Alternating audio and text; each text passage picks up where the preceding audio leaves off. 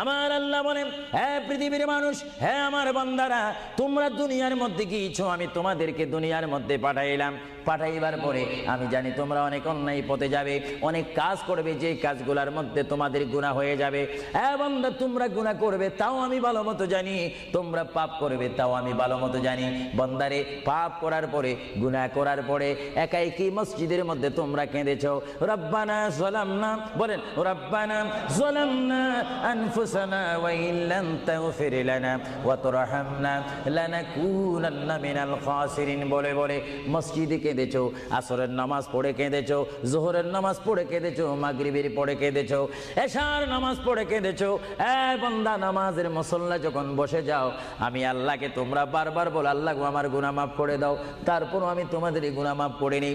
তারপরও তোমরা নিশি রাত্রে, মানুষ যখন ঘুমে যায়, তোমার বিবি যখন ঘুম যায়, তোমার ছেলে যখন